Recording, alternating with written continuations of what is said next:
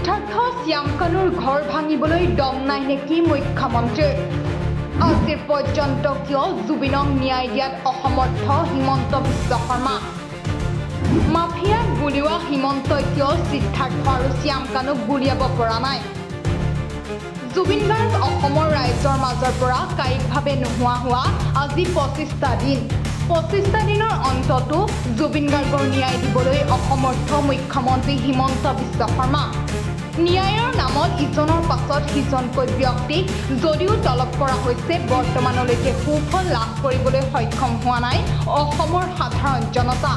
শেহতীয়াকৈ মুখ্যমন্ত্ৰী হিমন্ত বিশ্ব শৰ্মাৰ বিৰুদ্ধে ক্ৰমাৎ আক্ৰমণাত্মক হৈ অসমীয়া যুৱ মঞ্চৰ আকাশ শইকীয়াৰ মন্তব্য। যিদৰে ড্ৰাগছ মাফিয়াক গুলিয়াইছে, যিদৰে গৰু চোৰক গুলিয়াইছে, তেনেকৈয়ে অসমীয়াও ভাবিছিল আমাৰ হিয়াৰ আমঠু জুবিন গাৰ্গৰ মৃত্যুৰ তদন্ত আমি নিশ্চয়কৈ পাম। কিন্তু অসমবাসীক ভাল খবৰ দিয়াত অসমৰ্থ হ'ল মুখ্যমন্ত্ৰী হিমন্ত বিশ্ব শৰ্মা। আমি অসমৰ জনগণে এতিয়াও বাট চাই আছো।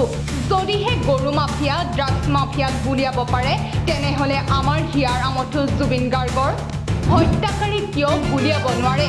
আমি এতিয়াও শান্ত হোৱা নাই। সিদ্ধাৰ্থ শ্যামকানুৰ ঘৰ ভাঙি দিবলৈ সাহস নাই নেকি মুখ্যমন্ত্ৰীৰ? ইয়াৰ লগতে গৌৰৱ গগৈৰ বিৰুদ্ধে আগ্ৰাসী হৈ আকাশ শইকীয়াৰ হুংকাৰ। জুবিন গাৰ্গৰ নাম লৈ ৰাজনীতি কৰিবলৈ যত্ন নকৰিব। সৰ্বশ্ৰেষ্ঠ মুখ্যমন্ত্ৰী ডাঙৰীয়া, অসমৰ তথা ভাৰত বিশ্বৰ তেখেতে বোলে দুখীয়া মুখ্যমন্ত্ৰী। গতিকে সেই মুখ্যমন্ত্ৰীজনক আমি ক'ব বিচাৰিছো যে জুবিনাৰ ন্যায় আমি কেতিয়া পাম, আমি আপোনাক সুধিব বিচাৰিছো। আমি অসমৰ জনগণে আপোনাক সুধিব বিচাৰিছো, মৰিয়াই মাৰিলেও আমাক জুবিনাৰ ন্যায় লাগিব, গুলিয়াই মাৰিলেও আমাক জুবিনাৰ ন্যায় লাগিব, জেল ভৰালেও আমাক জুবিনাৰ ন্যায় লাগিব। চিধা কথা, স্পষ্ট কথা। আমি অসমৰ জনগণে যেতিয়ালৈকে আপোনাক এৰি নিদিওঁ, তেতিয়ালৈকে আপুনি জুবিনাৰ ন্যায় নিদিব। ভাইমন থিয়েটাৰৰ দৰে, নৃত্য নাটিকাৰ দৰে, নাটকৰ দৰে আপোনালোকে যি ভেকু ভাওনা কৰি আছে, অসমৰ জনগণে দেখি আছে। গতিকে মুখ্যমন্ত্ৰী ডাঙৰীয়াৰ ওপৰত আমাৰ আস্থা আছিলে, ভৰসা আছিলে যে তেখেতে কৰিব পাৰিব। কাৰণ আমি জানো, আমি দেখিবলৈ পাইছো যে কোনেও কৰিব নোৱাৰা কাম আমাৰ হিমন্ত বিশ্ব শৰ্মা ডাঙৰীয়াই কৰি দেখুৱাইছিলে। যিদৰে তেখেতে ড্ৰাগছ মাফিয়াক গুলিয়াই মাৰিছিলে আমাৰ অসমৰ স্বাৰ্থত, যিদৰে তেখেতে গৰু চোৰক গুলিয়াইছিলে, যিদৰে তেখেতে কয়লা মাফিয়াক গুলিয়াইছিলে, যিদৰে তেখেতে চুপাৰী মাফিয়াক গুলিয়াইছিলে, অসমৰ জনগণে ভাবিছিলে যে আমাৰ হিয়ামতো, আমাৰ অন্তৰাত্মা, আমাৰ ভগৱান জুবিন দাৰ ক্ষেত্ৰত ন্যায় পাম আৰু এটা ভাল খবৰ তেখেতৰ পৰা লাভ কৰিম। কিন্তু তেখেতে সেই ভাল খবৰটো দিব নোৱাৰিলে। আমি অসমৰ জনগণ আজি দুখিত, দুখত আছো। তেওঁৰ কৰ্মকাণ্ড চব দেখি আছো। কাৰণ গৰু মাফিয়াক যেতিয়া গুলিয়াব পাৰে, ড্ৰাগছ মাফিয়াক গুলিয়াব পাৰে, আমাৰ হিয়ামঠুক জোনা মাৰিছে তাক গুলিয়াব নোৱাৰে, সেইটো কেনেকুৱা কথা? আমি কিন্তু শান্ত এতিয়াও হোৱা নাই। চিধা কথা, স্পষ্ট কথা, চিধা কথা, স্পষ্ট ভাষা এটা ক'ব বিচাৰিছো। আমি কিন্তু এতিয়াও শান্ত হোৱা নাই। মিয়াক আমি ভাবিছো, মিয়াক যিদৰে আপুনি অবৈধ বাংলাদেশী যিদৰে বলডেজাৰ চলাই হাজাৰ হাজাৰ ভূমি উচ্ছেদ কৰিছিলে, হাজাৰ হাজাৰ ঘৰ ভাঙি দিছিলে, আমি ভাবিছিলো এই কালপিত শেখৰৰ ঘৰ আপুনি ভাঙি দিব। আমি ভাবিছিলো সিদ্ধাৰ্থ শৰ্মা ঘৰ আপুনি ভাঙি দিব।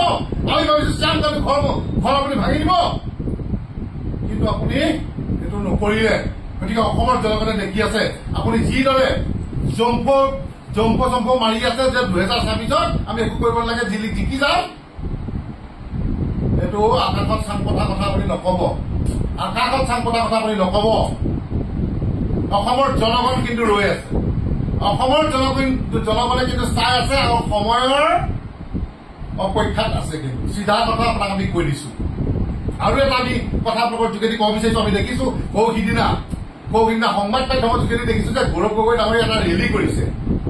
বেনাৰ পোষ্টাৰ লৈ গৌৰৱ গগৈ এটা ৰেলী কৰিছে আৰু তাত কি কৰিছে, মায়াবিনী গীতটো তাত ডাঙৰ ডাঙৰ স্পীকাৰ দি লগাই পেলাই ৰেলীটো আমি সংবাদ মাধ্যমত দেখিছো।